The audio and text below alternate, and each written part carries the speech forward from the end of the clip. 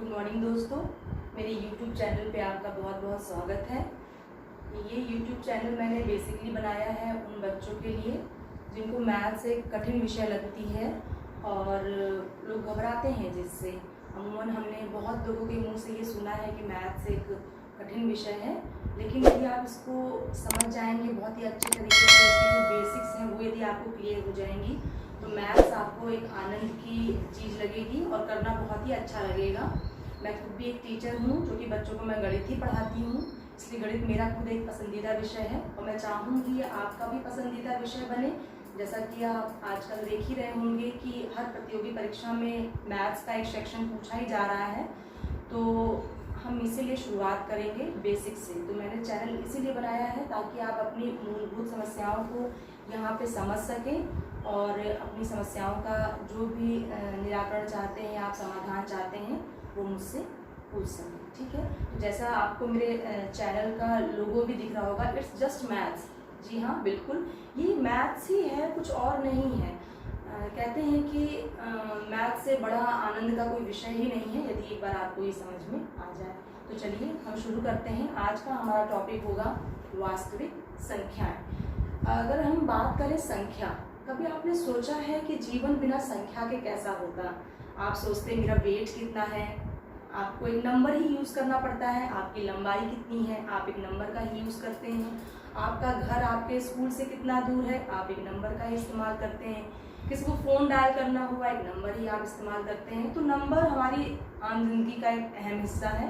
तो आइए शुरुआत करते हैं मैथ्स का बेसिक, जाहिर सी बात है, संख्या पद्धति। आइए हम स्टार्ट करते हैं। संख्या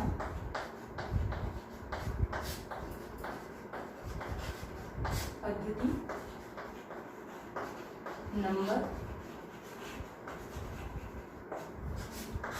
नंबर सिस्टम, संख्या पद्धति। सिस्टम आप जानते होंगे, पूरा एक सिस्टम किस प्रकार कार्य करता है। वैसे संख्याएं भी कैसे कार्य करती हैं ये हम जानेंगे और समझेंगे आज के टॉपिक पे। ठीक है, आपने सुना होगा प्राकृतिक संख्याएं, नेचुरल नंबर्स, काउंटिंग नंबर्स भी इनको कहते होंगे। जब बच्चा स्कूल में पहली बार जाता है तो यहीं से पढ़ता है 1 2 3 4, तब बच्चे को सिंपल हम ये गिनतियाँ रटा देते हैं। अभी उसको हम भेद करना नहीं बताते हैं कि किन संख्याओं की कैटेगरी में आएगा। तो आज हम जानेंगे कि इन संख्याओं को क्या कहते हैं। इन संख्याओं को कहते हैं प्राकृतिक संख्याएं, दैट इज नेचुरल नंबर्स। ठीक है,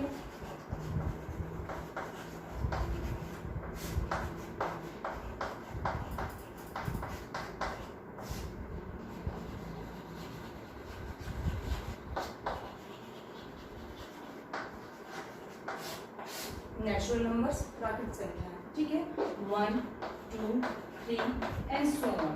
ठीक है, जहाँ तक आप गिन सकते हैं ये अनंत होती हैं। इनकी संख्याओं की सीमित मात्रा नहीं होती है, ये अनंत होती हैं। जहाँ तक भी आप गिन सकते हैं सब क्या है, आपकी प्राकृतिक संख्याएं हैं नेचुरल नंबर से। इट स्टार्ट्स फ्रॉम 1, ये 1 से शुरू होती हैं।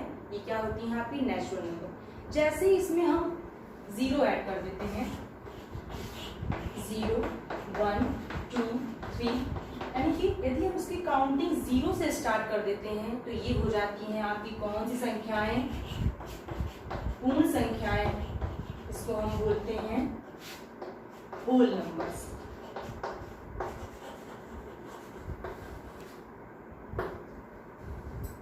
फिर आगे हम चलेंगे नंबर लाइंस। सबसे इंपॉर्टेंट आपकी नंबर लाइंस होती हैं।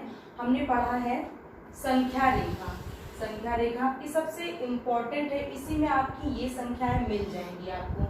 बीच में इसमें 0 होता है। जब हम दाहिने हाथ बढ़ते हैं 1 2 3 ऐसे ही सो। जब हम बाएं हाथ आते हैं तो -1 -2 -3 एंड सो ऑन। यानी आपने क्या देखा, ये संख्या रेखा है जिसपे की संख्याएं रखी हुई हैं, इसलिए हम इसको कहते हैं संख्या रेखा। जब हम दाहिने हाथ बढ़ते हैं तो हमें मिलती हैं धनात्मक संख्याएं।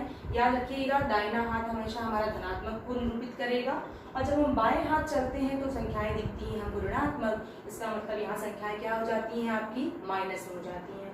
अब बात ये आती है कि इन संख्याओं को हम कहते क्या हैं। अगर इन्हीं में आप इन दोनों को देख लेंगे, यदि हम इन संख्याओं की बात करें 1 2 3 एंड सो ऑन, तो ये आपका नेचुरल नंबर है।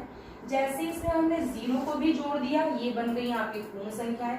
यदि हम पूरी इन संख्याओं को बात करें, धनात्मक भी और ऋणात्मक भी, तो हम इनको कहते हैं कौन सी संख्याएं, पूर्णांक।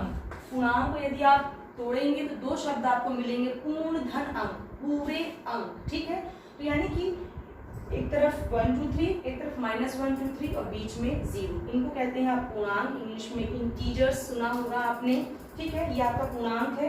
यानी कि अगर हम दाहिने हाथ की बात करें तो ये है आपका धनात्मक पूर्णांक, पॉजिटिव इंटीजर्स, और इधर की यदि हम देखें तो ये है आपका ऋणात्मक पूर्णांक, नेगेटिव इंटीजर्स, ठीक है। तो ये बात हो गई आपकी। थर्ड नंबर पे आपने पढ़ा एक तरह से किसको, पूर्णांक। ये हो गया आपका पूर्णांक, ठीक है, इंटीजर्स कहते हैं इनको, इंटीजर्स, ठीक है। अब हम आगे चौथा टाइप चलेंगे। चौथा प्रकार आपने पढ़ा होगा परिमेय संख्याएं। परिमेय आपने छोटी क्लास में बिल्कुल सुना होगा, परिमेय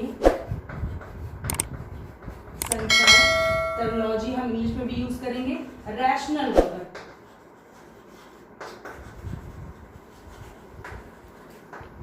ठीक है। अगर हम देखें इनको तो क्या ऐसा है कि 1 और 2 के बीच में नंबर्स ही नहीं होंगे कोई? जाहिर सी बात है, बिल्कुल होगा।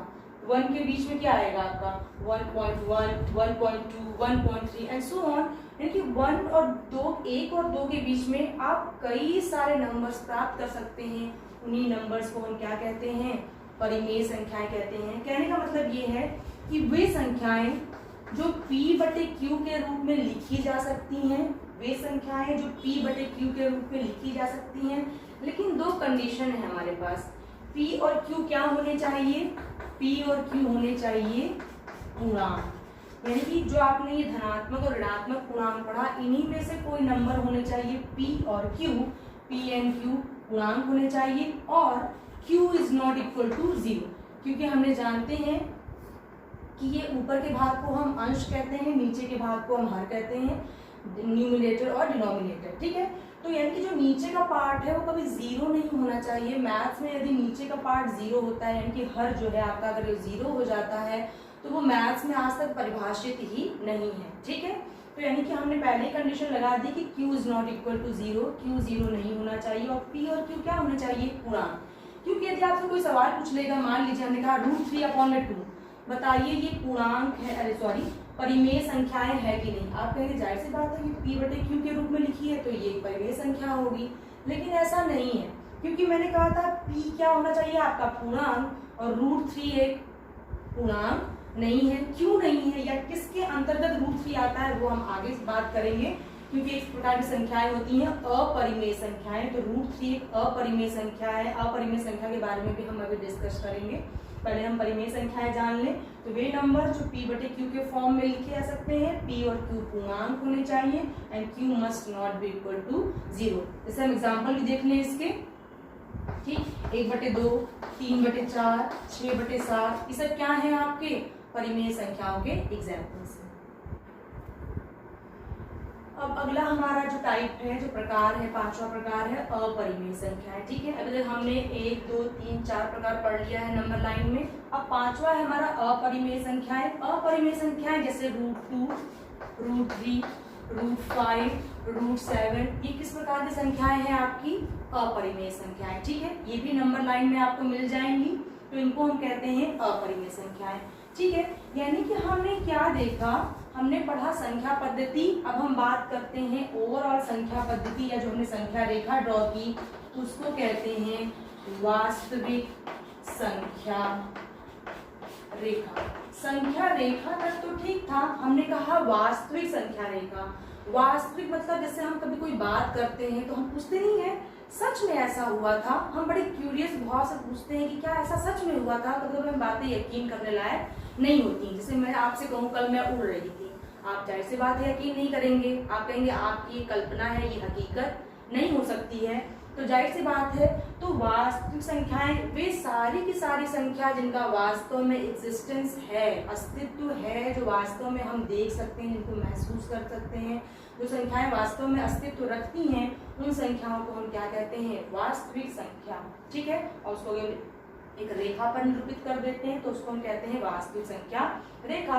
यानी कि कुल मिला के परिमेय संख्याएं प्लस अपरिमेय संख्याओं को यदि हम आपस में मिला दें तो ये किसका निर्माण करती हैं? आपकी वास्तविक संख्या रेखा का निर्माण करती हैं। ठीक है, तो ये आपका हो गया संख्या पद्धति। आपने 5 प्रकार की संख्याएं जाना, प्राकृत संख्याएं, पूर्ण संख्याएं, पूर्णांक, परिमेय संख्याएं और अपरिमेय संख्याएं, सबके प्रकार भी आपने जाने। तो यानी कि ये हो गया आपका ऑल अबाउट संख्या पद्धति।